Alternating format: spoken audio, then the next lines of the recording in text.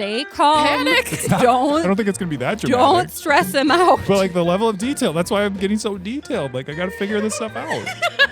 Steve, sit back down. Cancel the trip. We need The chaos that just happened. emergency podcast session tomorrow.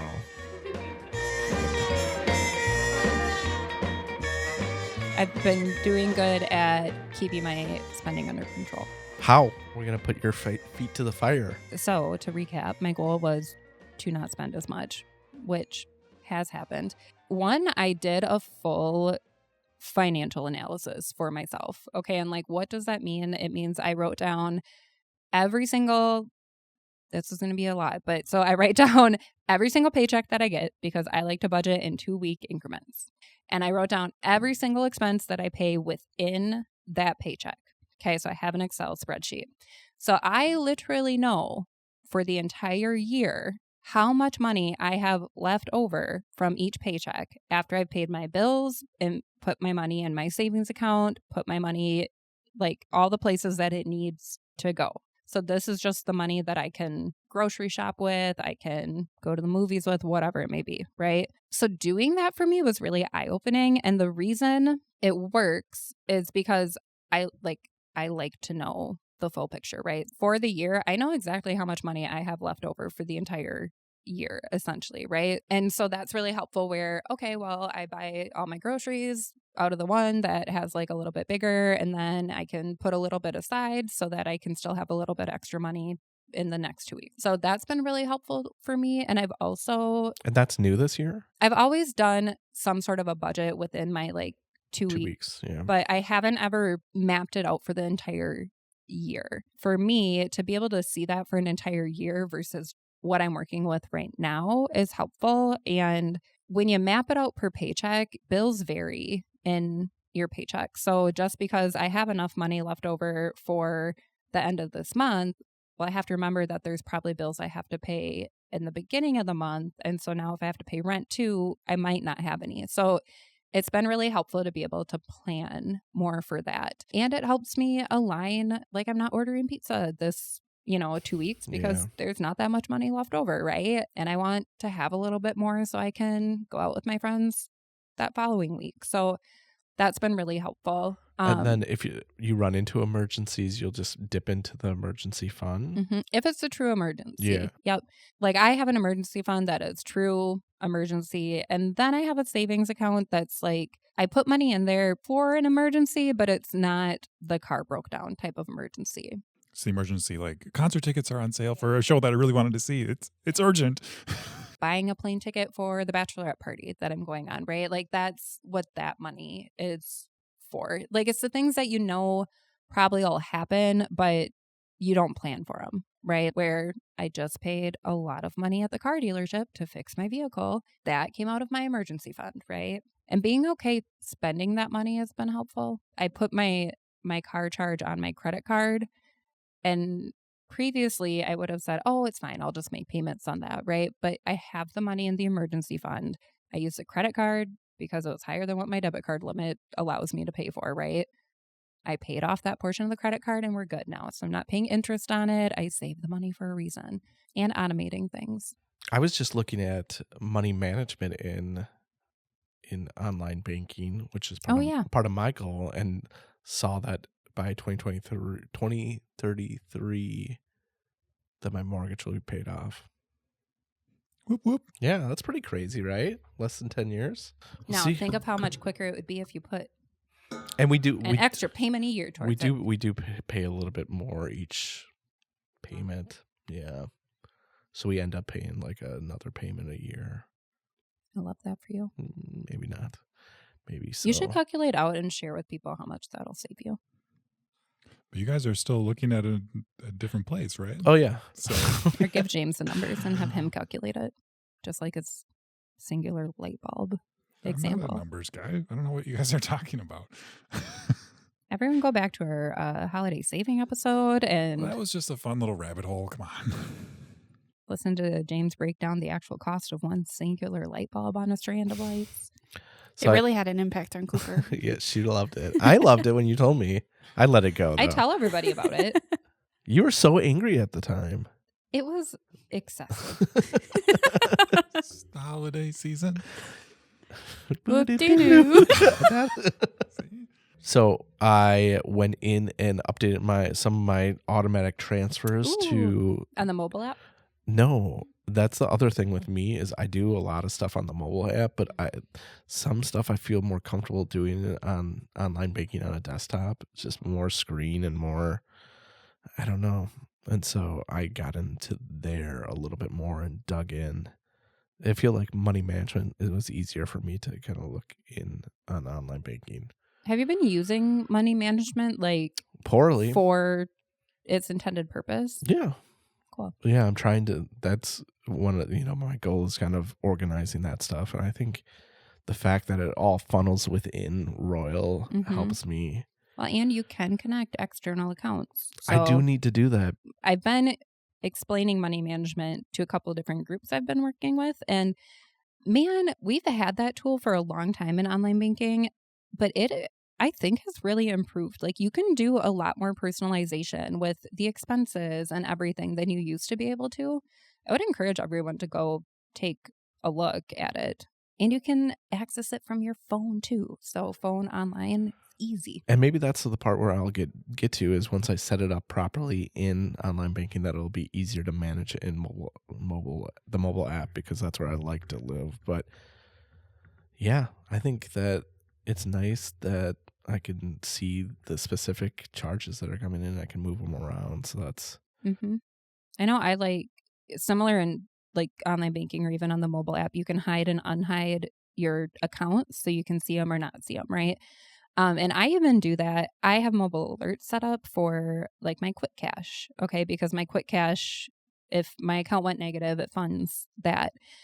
But I hide that account so that I don't see it. And it's kind of that out of sight, out of mind. Same with my credit card. When that credit card's paid off and I know I don't have anything that automatically comes from it, you can hide and unhide it. But you can do the same in money management. So if I have my emergency fund attached from this account, you can hide it and then you don't see it, but it's there if you needed to get a full picture.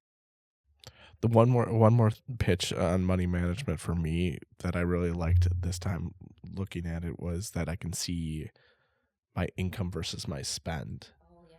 So I was like, my budget looks like it's like just add like quickly. My budget's more than what I'm bringing in, so I have to retool it. I mean, that's that part that Cooper was talking about, though, where it could be fluctuating or it could be seasonal. Like, okay, was there holiday expenses that are still being accounted for later on? Or is there, I don't know, like a sporting thing that your kids are enrolled in that costs money that is seasonal and it's front loaded, so to speak. So that's a good point. Well, and that's where you can go and like pick your categories for those things. So if it is a fee to YMCA or whatever it may be, right? But that's for baseball season for the kids. Well, you can categorize that as like seasonal sports, and then it should start to track that. Like anytime you have that updated name or thing come through, it'll put it in that bucket for you. But you can have it calculate your budget based off what it thinks automatically, kind of. So, and we did puppy dog classes with Odin. Did you? Because Stacy really didn't see him thrilled I sent that to her. Her response was, "Great. We need another activity." Is that what she said? Yeah. It was. I was like, "Ooh, I'm just gonna leave that one." Well, there was tears this weekend because it was puppy graduation. Oh, it's and only hard. one kid got to go because the other ones had a swimming banquet that they had to go to. Heartbreaking. Did you graduate? Did you pass? We did. We did. Barely. By the skin of our teeth. You know what? It's a marathon, not a sprint. Well, and that's the thing. Not to overtake this with dog conversation, but it's 100% relevant though. We like were unexpected expenses, sure. Like budgeting, like only if I get to talk about my cats after. Deal. We're finishing up the class and they're like, now is the hard part. They're getting in the teenage years. And I was like, now is the hard part? Oh, What yeah. is happening? What have I been See, doing? the thing about dogs turning into teenagers, so when they're puppies, they're like, oh my God, I love you. I want to do whatever, right? Then they turn into teenagers, kind of like children, and they forget everything that they've ever known. And even my dog, like she is trained to be a service dog. We just did the advanced class. We hit like week 5 and she was like, I have never heard the word sit before in my life, and would not sit, wouldn't go to her, nothing, right? So they hit a stage where they rebel, they don't know anything, and then it just magically comes back to them. What was your actual goal? My goal was just taking a look and finding we'll do some maintenance on accounts and cleanup, and then kind of finding a system that actually works for me. So I'm just going to keep up with it. We had on our last podcast, we talked about investing. And so I looked into my 401k accounts. Okay. I haven't done that yet, but I will. We talked about investing, so now you have some things. So I'm going to to think about. I'm going to clean up my 401k accounts a little bit. Yeah. Financial goals for me from last time, I talked a little bit about evaluating vacation opportunities, noting that I'm a Disney World. saver, and we talked about Disney World. I talked a little bit about Or like tent camping. Yep. So I was able to have a conversation with my wife, Katie, about this. And it turns out that she got to go to Disney World, Magic Kingdom as a kid. So there's like a sentimental attachment to it and like a family tradition feel. So now it's So absolutely now you're happening. going to Disney. Now you're just Yes, we are 100% going to Disney World in Florida, specifically the Magic Kingdom Park. Ship Are you 'em guys off. driving or flying? So just be patient. Oh, okay? sorry, I'm So sorry. So many there's questions. there's I'm so excited. like any Disney trip, there's so many options. Like there's an entire ecosystem of websites and planning and tips and insider information. And the Disney website itself has like a little, like, can we help you plan your trip and spend more money with us? And so like, no, like I love to buy, but I don't like to be sold to necessarily all the time. So I was like, no. But anyway, I started a spreadsheet to kind of keep track of notes during this process. So if you guys aren't doing spreadsheets for financial goals, this is my plug. Like get a Google sheet up and you can share it with other people. So then Katie and I can look at it periodically and be on the same page and add notes and stuff. And there's templates literally like already built into Google and like Excel where you can just search budget, and they have personal budget templates that you can just start using and then customize. I'm so curious if Katie likes doing Google Sheets with you, or if she's like, Yeah, does Katie actually look at it, or does she "Stop just sending me say, Google I- Sheets?" fine? I think that's one of those trick questions. Like that's a trap. I'm not going to. So like I don't know anything about Disney World. I never went there with my family. No one in my family has gone there. You've never been there? No. Oh, Have you been there? yeah, we did it. It was a See? family thing for my stepmom's like- family. That wasn't a thing in my I've never been. Me either. So like I didn't even understand how the whole park thing worked. Like Oh. there's different theme parks inside of Disney World. This was totally new to me. So You I have had to to write pay down for all notes. of them. Yes. Like each park has a separate ticket and you only get a ticket to that park for that day. But And you if- can get the wristband thing. And if you want to go between parks on the same day, it's a separate extra amount of money for like a park hopper thing it's called, right? But they bundle them. So I think you actually save according to the marketing. So you could bundle and save, She right? got marketed. There's too. options. So we know Magic Kingdom is the park that we want to go to, right? And then once you get your admission ticket for the park, the attractions, so like the rides or the character visits or watching the parade or the fireworks or whatever else, they don't cost extra money on top of the ticket price. It's all included in the ticketing.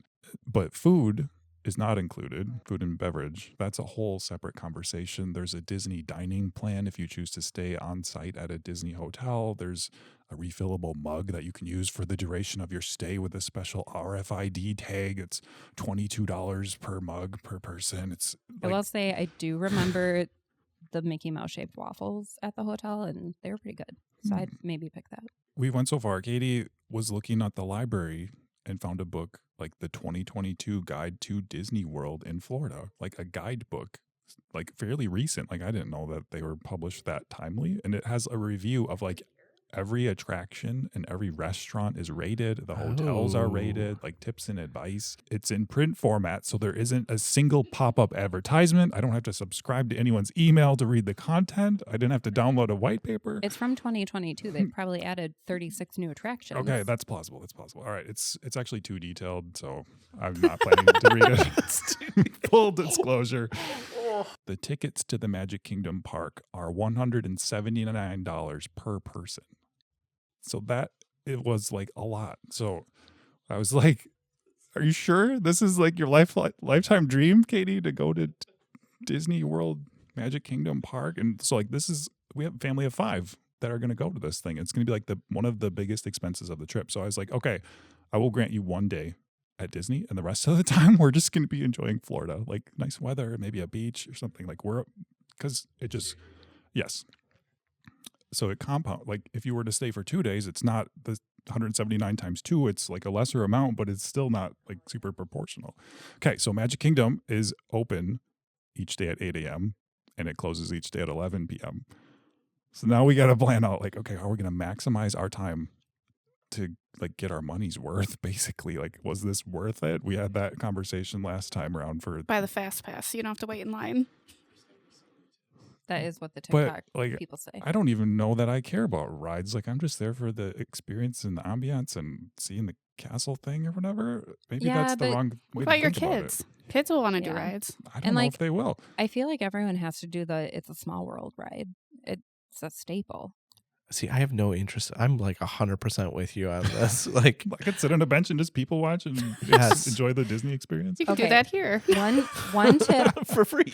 One tip I have, and you're going to be like, absolutely not. You should budget for ears. So, okay, I looked Okay, into this, Cooper. because- This is a Did talking you? point Okay, for me. Yes, okay. you can buy the mouse ears ahead of time and No, bring them with you. You don't have to buy them on site. It'll be much No, less it's so expensive. much more. It's the experience of buying them on site. And my parents didn't buy me ears, and I am still. You're still sad about it. I can Yeah. tell. So there's the ears conversation. Alexis mentioned the fast pass or lightning lane or something. I don't know what they called it I these didn't days. even- the genie something. Like there's different options that you can add on top of your ticketed price that I have not priced out yet. I'm like, okay, I don't even want to look that far ahead, but someday I will look into that more. There's also like a photo package. Like let us take all the pictures and you can download them for, X amount of dollars. And I hear that Disney has a really good credit card with rewards. Oh, no. So in some of those communities, like saving money for Disneyland, they're like, get the credit card for this, get the credit card for that, stack the points, buy the Disney gift card using your credit card for another site, and like add it all up and then get the rewards dollars back. And oh my goodness. And I was like, But the impact thinking to your of credit Steve, score, it's the whole thing. the time you spent saving for this, it's not even going to be fun by the time you get there to No. some extent. Okay. It's not Okay. going to be fun anyway. But So Steve, you were Sorry. like, did you decide to drive? Did you decide This to episode fly? is not for children. We totally It's only for parents. We have time to drive, but we chose to fly instead. So, How much were those? So the flights for this particular week are about $150 per person. So that's a round So less trip. than the park ticket. Yes. So I feel like the flights were a good deal. At least I looked at the price trackers and all the date charts and the graphs and like, is this comparable? Is it low? Is it medium? Is it high? Oh, blah, blah, blah. So it seemed like it was low. So I feel like our family got a good deal on flights at least. I'd rather pay more on flights than the event because flights aren't fun and it's not that long of a time versus at Disney World. You're having fun, hopefully. If Steve's there, probably not. I feel like this is going to push my wife to push me to go to Disney even more. Like and I'm we- unhappy about that, James. We looked at drive-in and it would be like 2 days. Yeah. You got to stop at least one night. Did you use the Gas Buddy website so you can calculate out what the gas cost of the trip would be? I didn't, Ooh. didn't even get that far. Oh, But I feel like you'd really like that. so, thinking about flying, we will need a rental car then because we won't have a car. So then maybe we will need the Gas Buddy app for deciding, okay, if we drive to this side of the state versus the other side of the state, like, right? And then things that like incidental costs that go along with renting a car, like the kids would need booster seats. Like, do I want to pay the daily rental fee for a kid's booster seat, or should they bring their own booster seat? Do they sit in it on the plane? There are inflatable booster seats apparently they're approved by the safety regulators and blah blah blah. Right? So is the couch. So is the couch. Okay. The other part of it is that to get that relatively low price on flights, I had to book like a super early one for the departure flight. The return flight is relatively easy, but we're like, okay, we live basically across the state from the airport. So you're going to stay. We're probably going to get a hotel for the night before and then get like a park and fly package at the hotel, and it'll still potentially be cheaper than parking at What the airport Yeah, are you you're flying out of of? Chicago? No, flying out of Minneapolis. First off, those are different states. It's like a 90-minute drive from here, though. Oh, I from Eau forget Claire. that it's only like an hour from Oh, but still. me. So the flight leaves. You at know, you can 6:30. It's a fly out of Eau 6:30 a.m. Claire to Minneapolis. I looked at. Trust me, we've been around this horn a few times. So we're doing the hotel thing the night before, most likely, because we said it's Pick one with continental breakfast. We're leaving at 6:30 in the morning on the flight, so we have to be Oh, at the yeah. airport at 5 a.m. They won't even get a chance There's to not eat gonna be breakfast. You know, Oh, it's a gonna budget be for breakfast at the grab and airport. go, yeah. Happy hour Yeah. the night before. So like choose a hotel with a shuttle service that is operating at 4:30 a.m. What are you going to do with your vehicle? Leave it at the hotel, so I don't have to pay to park it at the airport. Because They allow that. the hotels have Do they? park and fly Mhm. packages for like the same cost as parking at the Minneapolis airport. Because parking on site at the airport is extremely expensive per day. Fascinating. Right? It is. That's what we always do. I actually like it. I mean, it's convenient. To say park and fly or park at the airport? to park at the airport. Mm-hmm. Honestly, because we've also looked into, like, there's a shuttle service here, Groom, where they'll drive you straight to the airport. It's actually cheaper to park at the airport than to do that sometimes. Yeah. I'm actually still torn about the hotel situation because I'm like, would I be willing to get up at 3 a.m. just to drive there and be in control of my own destiny, so to speak? And like, what if the airport shuttle isn't, or if the hotel shuttle, like blah, blah, blah. We could have stop and get breakfast at a 24-hour. Like, I don't know. Pack everything the night before, make the kids sleep in the car, and then just rally. But then we're going to be on the ground in Florida at like 10:30, 11. And then I'll need to be relatively awake to drive around to get to our Airbnb or whatever. It's like a couple hour flight. Sleep, take a nap. That's not going to be a nap time experience. Like Cooper's advice is just wing it. Just like, don't sleep. I love the chaos of traveling. Oh so I'm my like, don't do gosh. it. Don't sleep. Just see what happens. Oh, This is stressing me out. it's stressing me out, Oh, Steve. wow. I don't know what's more complex, investing or planning a Disney World vacation. Yes, it's sickening, isn't I feel like the research is the same. Other incidental costs. I had to buy a new backpack because I'm going to be wearing it all day at Disney World and going to have to carry everyone's water bottles and snacks. That And seems like a win for you. That seems like an extra bonus. I was that going to you get want. one anyway. All probably, right. yeah. You could have spent that money on some very extreme cargo pants. Ooh. Just like pockets everywhere. But so there's regulations about what size backpacks are allowed at Disney versus the airlines Yeah. versus See, can you have cargo ice pants packs? solve that problem. Like there is so much information overload. And then we were like, oh shoot, like what about the beach? Like swimsuits? Anyone here need a new swimsuit? Like, Oh, and then like, wait a minute, there's like probably seashells and sharp like sandals, like footwear, like Oh yeah, beach shoes. What are we gonna do? You don't We gonna actually buy wear them. down It there? sounds like a good idea. Don't wear. No, But wouldn't it be For nice the to have kids. sandals? Just do whatever the locals are doing. the you don't Florida have sandals. experience. We have summer in Wisconsin. What do you wear? Snow boots all year? Take your sandals from Wisconsin, James. I don't know. Maybe it's hard with kids too because their sandals. Well, that they they're wore probably during the not gonna summer, they may not fit. fit anymore. Yeah. Like, do I have that planned out? I don't know. Right. So different line items on my spreadsheet that I'm just sharing with you guys to illustrate the level of detail that this is- trip is causing is- it. Yeah. I can't. I'm speechless at the I amount of would effort that's gone into This this might- Like whole to see thing. your spreadsheet once you have everything planned.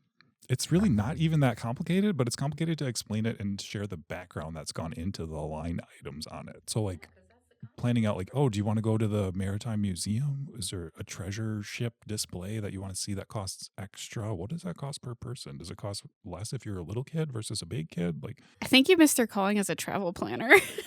And I was like, I know a travel agent. Yeah. Do you want him to call you? my wife and I both had that conversation. Like, can we just pay someone a little bit to help us with all of this? So same as Is that financial advice or what? Like, I think stress you less? have to weigh if that would be beneficial to you, right? Some people love the chaos of planning it, right? They thrive.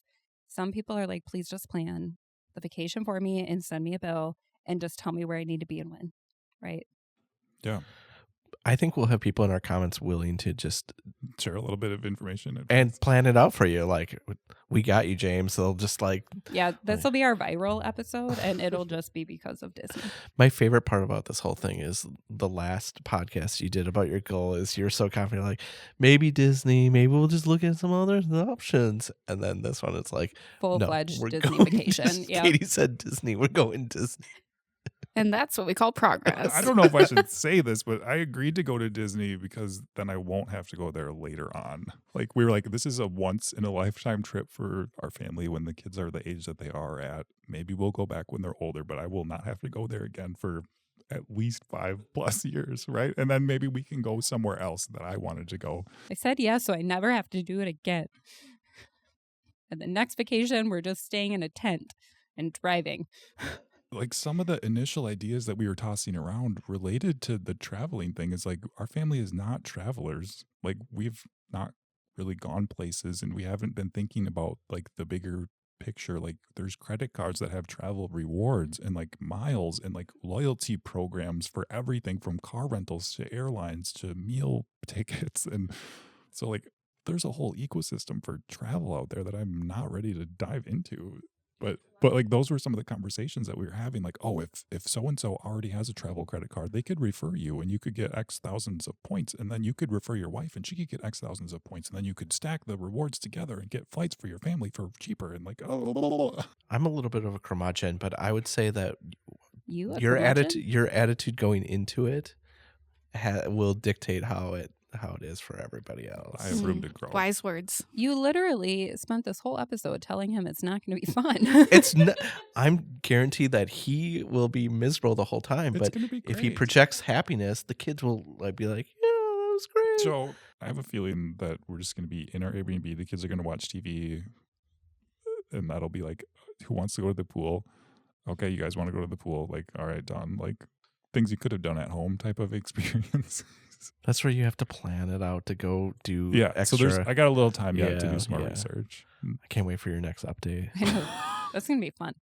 Who cares about the rest of our goals? This is all a Disney planning Okay, podcast sorry, that now. was lengthy. Okay. Alexis, Alexis, how's your do you goal? have Oh my goals? gosh. I've had some minor developments, nothing as exciting or as much of a whirlwind. My financial goal was to build up my emergency fund a bit more. So I mentioned in our spring cleaning episode that my husband and I had the opportunity to reassess our budget when our monthly mortgage increased and we found a subscription. So we took a deep dive. I guess the quick win for my goal was that we just increased how much was going into our emergency fund per paycheck. So that's been helping. But then we wanted to take it a step further. So we've been looking at some other account options because right now we just have our emergency fund in a savings account. Savings accounts, they're okay, but we know that there are better options out there as far as like a higher rate, better returns, things like that. So we've also made the decision to transfer our emergency fund from our savings into a money market account. So that'll at least still give us the flexibility and keep the funds liquid, where if we do need to access those funds, we can at any time. We wouldn't get penalized for it. But then on the flip side, we're getting a better rate of interest compared to a savings account. Better return on your money. Yeah. I looked at that yesterday. It's funny that you talked about that. I feel like I need to talk more. You guys had like 15-minute spiels, and mine was 15 I seconds. think that was, so I have a follow-up question. Have you always had a goal of how much you want in that emergency fund? Or are you just like, you put what you can afford to put in there? Like, do you have an ideal number? Let me think here. So right now, with the way the math shakes out, we've saved up about 4 months of expenses, but we want to get it closer to like 6 to 8 months. Just like extra cushion, extra safety. So you'll get there now that you're putting a little bit more money. It just will take a little time. Wow. We all did really well at our goals. Well, yeah, I did okay. You did great. You Yeah. said money management's working out for you. Yeah. That's awesome. Baby steps. It helps that I have to edit this podcast and I have to re-listen to the Is that stuff. what reminds you to take action? Yes. Yeah. So that's my also financial advice for you is if you're having trouble, start a financial podcast and it makes you. And be the editor.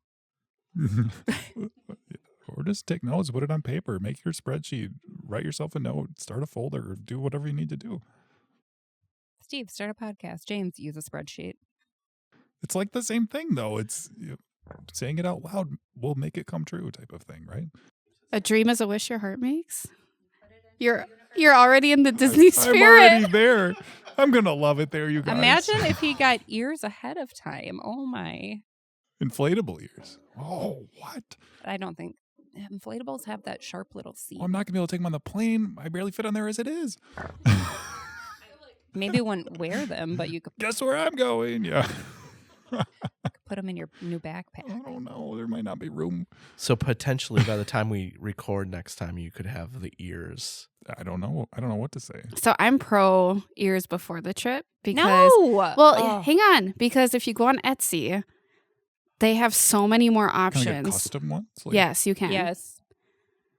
So you could look at that as like getting the most value for your money because you're actually truly spending money on what you want rather than a limited option that's available to you. I don't want Like you could get ears with dad on them, and Katie could get mom, and then you could get child 1 and 2. You could get ones that say, I don't want to be here.